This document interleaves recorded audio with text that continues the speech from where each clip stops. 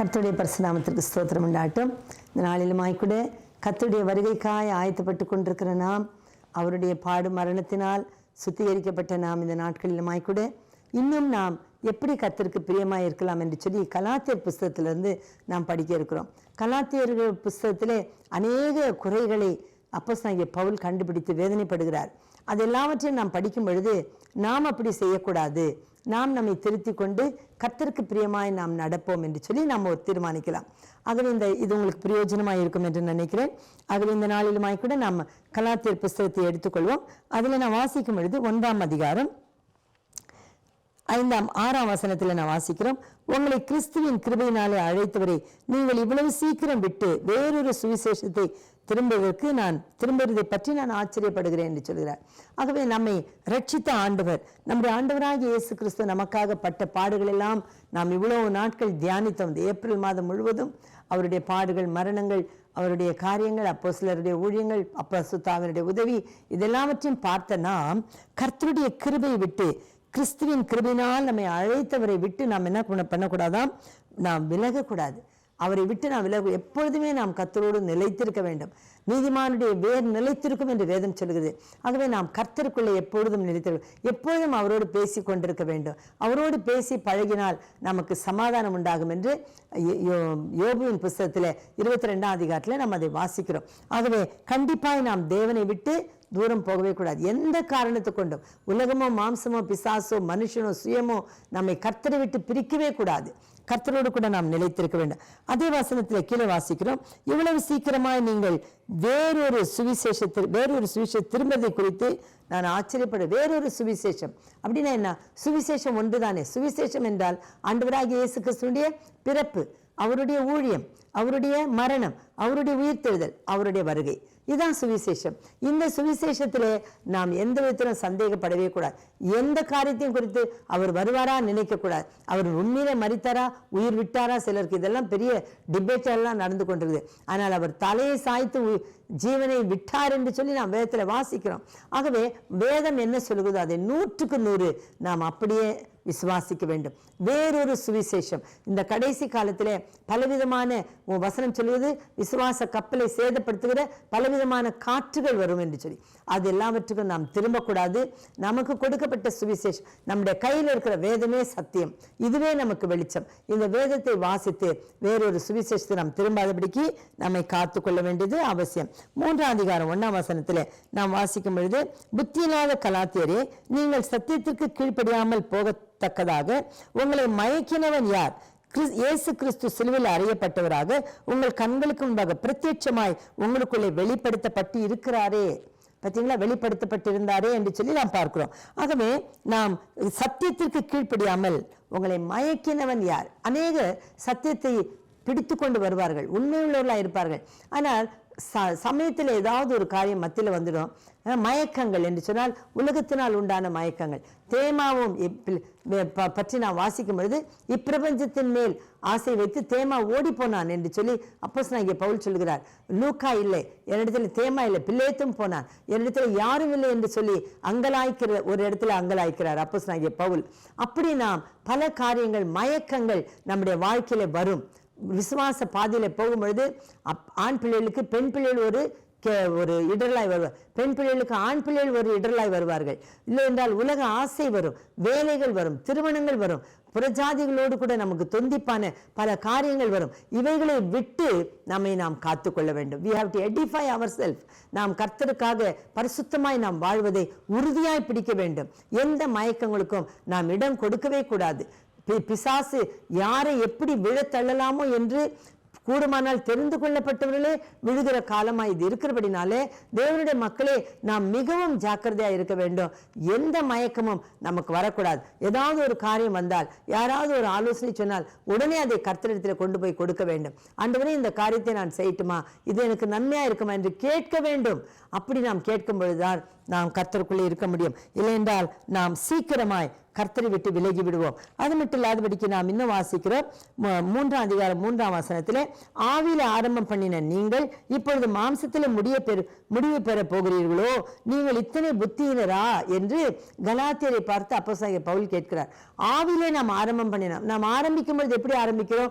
ரட்சிக்கப்பட்டு ஞானஸ்நானம் எடுத்த உடனே ஒரே உற்சாகம், கர்த்தரை பற்றி கொள்கிறோம், மனமகிழ்ச்சியா இருக்கிறோம், பரிசுத்தமா இருக்கிறோம், பாவத்தை வேண்டாம் என்று சொல்கிறோம், உலகத்தை நிராகரிக்கிறோம், எல்லாவற்றையும் விட்டு உதறி நாம் கர்த்தருக்கு நாம் என்ன செய்கிறோம்? பின்பற்றுகிறோம்.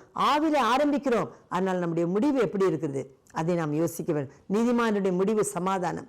கடைசி வரைக்கும், உயிர் போகிற நாள் வரைக்கும் நம்முடைய ஆவில ஆரம்பம் பண்ணின நாம் ஆவில நிலைத்திருக்க வேண்டும். பரிசுத்தத்தை காத்துக்கொள்ள வேண்டும். கர்த்தருக்கு இது பிரியமா?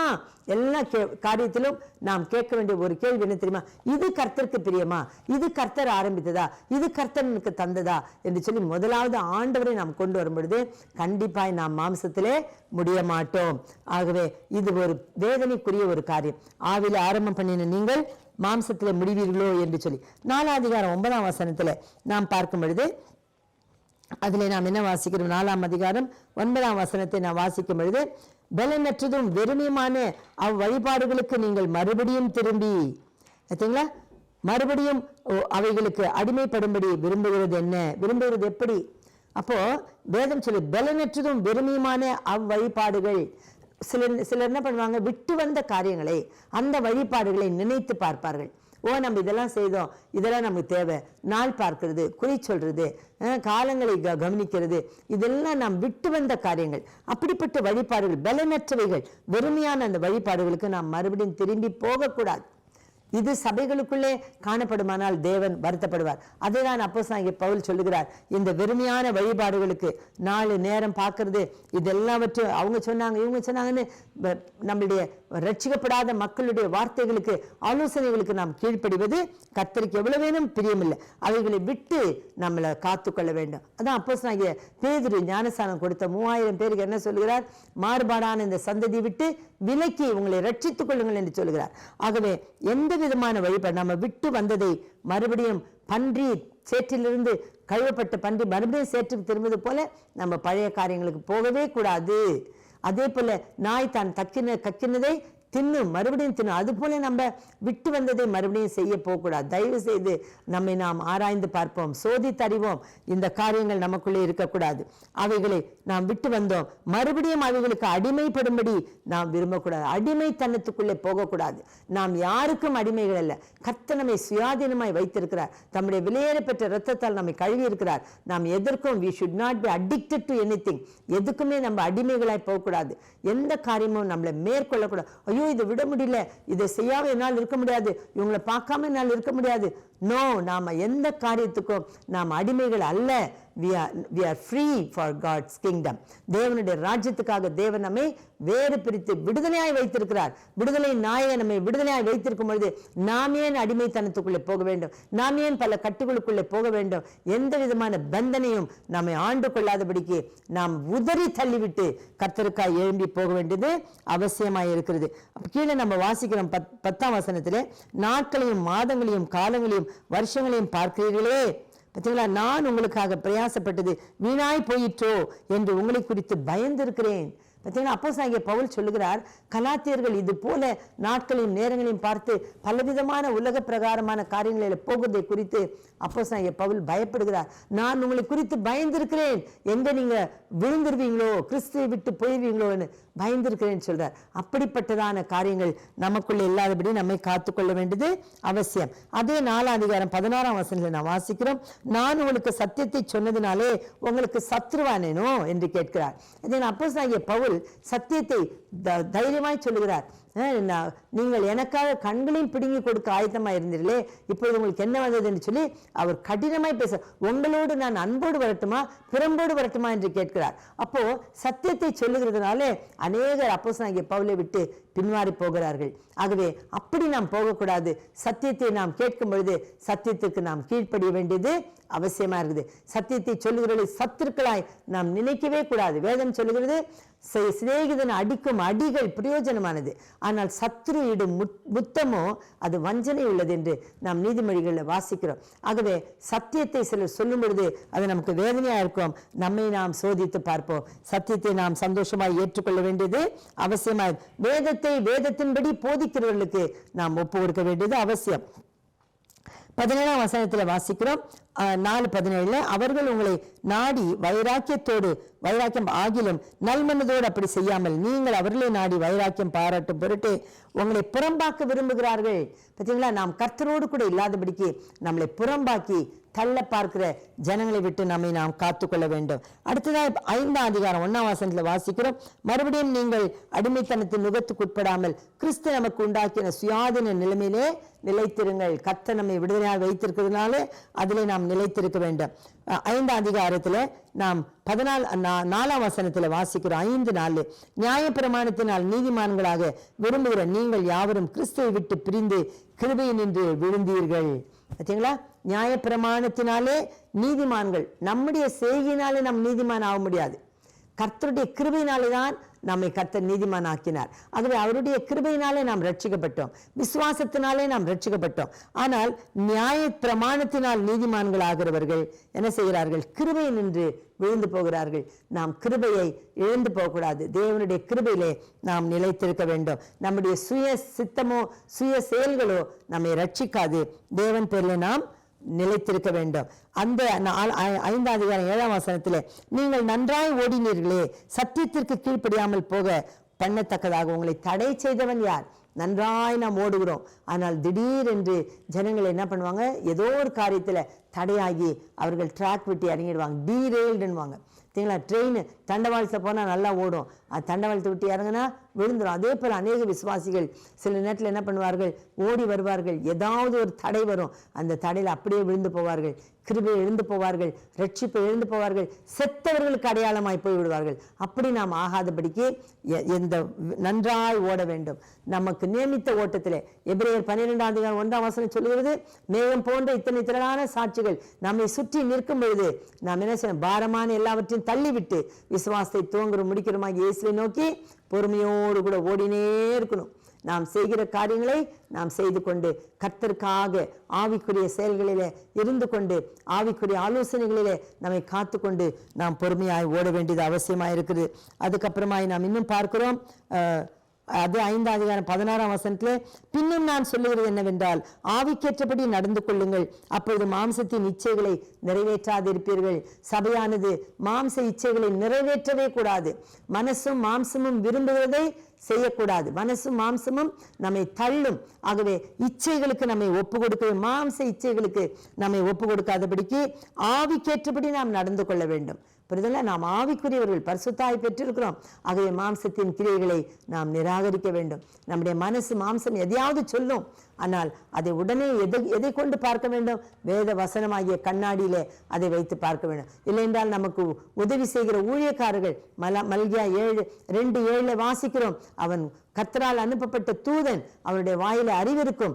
ஆகவே ஜனங்கள் வேதத்தை அவன் வாயில பார்ப்பார்களே என்று சொல்லி வேதம் சொல்லுவது. ஆகவே நம்மை நடத்துகிறவர்களை குறித்து நாம் நன்றாய் கவனித்து அவர்கள் நடக்கிற பிரகாரம் நாம் நடக்க வேண்டும். நம்முடைய மாம்ச இச்சைகளை நிறைவேற்றக்கூடாது. இன்னுமாய் கூட நாம் பார்க்கும் பொழுது 6ஆம் அதிகாரத்துல 1ஆம் வசனத்துல நாம் பார்க்கிறோம். 6ஆம் அதிகாரம் 12ஆம் வசனத்திலே நாம் பார்க்கிறோம், என் மாம்சத்தின்படி நல் வேஷமாய் காணப்பட விரும்புகிறவர்கள் எவர்களோ அவர்கள் தாங்கள் கிறிஸ்துவனுடைய சிலுவை நிமித்தம் துன்பப்படாதபடிக்கு தங்களை விருத்தச்சேதனம் பள்ளிக்கொள்ள கட்டாயப்படுத்துகிறார்கள். வேஷதாரிகளாய் நல் வேஷத்தை தரித்துக் கொள்கிறார்கள். அவங்க கிறிஸ்துவின் சிலுவை வேண்டாம் என்று சொல்லி விருத்தச்சேதனத்தை குறித்து அவர்கள் பேசுகிறார்கள். மாம்சத்தின்படி நம்முடைய கிரியைகளிலே அவர்கள் பெரிதான நன்மைகளை காண்பிக்கிறார்கள். அதல்ல, நாம் என்ன செய்ய வேண்டும்? சிலுவை நிமித்தம் துன்பப்பட வேண்டும் என்று வேதம் சொல்கிறது.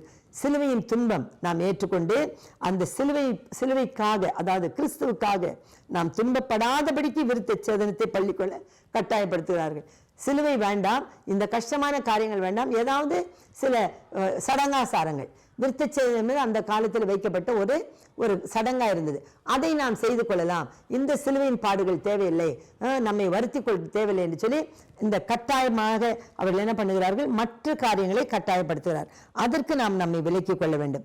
அதே 6ஆம் அதிகாரம் 17ஆம் வசனத்தில் சொல்லப்படுது, இனிமேல் ஒருவனும் என்னை வருத்த உண்டாக்காதா இருப்பானாக, கர்த்தராகிய இயேசு கிறிஸ்துவினுடைய அச்சு அடையாளங்களின் சரீரத்தில் தரித்துக் கொண்டிருக்கேன். அப்போஸ்தலனாகிய பவுல் சொல்கிறார், இதுவரைக்கும் நீங்கள் செய்த இந்த காரியங்களினாலே நான் வேதனைப்பட்டிருக்கிறேன், இனிமேலும் எந்த விதமான வேதனை எனக்கு தராதீர்கள் என்று சொல்கிறார். ஆகவே பாருங்க, நம்ம ஊழியக்காரர்கள் உங்களை நடத்துகிறவர்கள் உங்களை சந்தோஷமாய் நடத்த வேண்டும் என்று சொல்லி வேதம் சொல்கிறது. ஆகவே நம்முடைய நடக்கைகள் எல்லாவற்றிலும் நாம் எப்படி நடக்கிறோம் என்று ஒவ்வொரு நாளும் நம்மை சீர்தூக்கி உய்தாராய்ந்து அறிய வேண்டும். சப்பனியா 2:2 அதை தான் சொல்லுகிறது, நீங்கள் உங்களையே உய்தாராய்ந்து அறியுங்கள் என்று சொல்லப்படுது. ஆகவே என்னுடைய நடை, உடை, பாவனை, பேச்சு, நம்முடைய செய்கைகள், எண்ணங்கள், யோசனைகள் எல்லாவற்றிலும் நாம் கர்த்தருக்கு பிரியமாய் நடக்க பிரயாசப்பட வேண்டும். நாம் இன்றைக்கே பரிசுத்தமாகிவிட முடியாது. ஆனால் நாம் பிரயாசப்பட்டு பரிசுத்த ஆவியினுடைய வல்லமையினாலே நாம் நம்மை காத்துக்கொள்ள வேண்டியது அவசியமா இருக்குது. ஆகவே இந்த கலாத்தியர் புஸ்தகத்திலே இதுவரைக்கும் நாம் அவர்களுக்குள்ளே இருந்ததான காரியங்களை அப்போஸ்தலனாகிய பவுல் சொல்லி வேதனைப்படுவதை பார்த்தோம். இதை நாம் படித்து இந்த காரியங்கள் நமக்குள்ளே இல்லாதபடிக்கு நம்மை நாம் சீர்தூக்கி நடத்தி பார்ப்போம். கர்த்தர் நம்மை ஆசீர்வதிப்பாராக.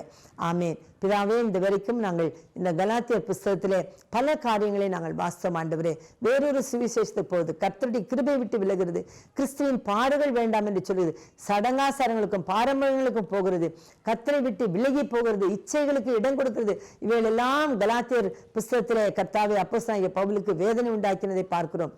அவைகள் எங்கள் வாழ்க்கையில் இல்லாதபடிக்கு எங்களை காத்துக்கொள்ளும் ஆண்டவரே. நாங்கள் இன்னும் அதிக பிரயாசப்பட்டு எங்கள் ரட்சிப்பை நிறைவேற்ற எங்களுக்கு கிருபை தாரும். உம்முடைய வருகையின் போது கர்த்தாவே, உம்மால் நாங்கள் ஆசீர்வதிக்கப்பட்டவர்களாய் உமக்கு மனமகிழ்ச்சியாய் நாங்கள் காணப்பட எங்களுக்கு கிருபை தாரும். தாழ்த்துகிறோம், ஒப்பு கொடுக்கிறோம். இந்த கலாத்தியர் புஸ்தகத்தை இன்னும் அதிகமாய் நாங்கள் வாசித்து நாங்கள் முன்னேறி கடந்து போக உதவி செய்யும். எல்லா துதிகான மகிமையுமோ கொடுத்து கேட்ட எல்லா மக்கள் மேலும் ஆசீர்வாதத்தை கூறி ஆண்டவரே, உமக்கு முன்பாய் மாசற்றவர்களாய் அவர்களை நிலைநிறுத்துவதற்காக நான் ஜெபிக்கிறேன் பரலோக பிதாவே. ஆமென். கர்த்தருடைய பரிசுநாமத்திற்கு ஸ்தோத்திரம் உண்டாகட்டும். கர்த்தருக்குள்ளே மனமகிழ்ச்சியாருங்கள். மறுபடியும் இந்த கலாத்தியர் புஸ்தகத்தை வாசித்து இன்னும் நம்மை நாம் சீர்படுத்திக் கொள்வோம். கர்த்தர் உங்களோடு இருப்பாராக. ஆமென்.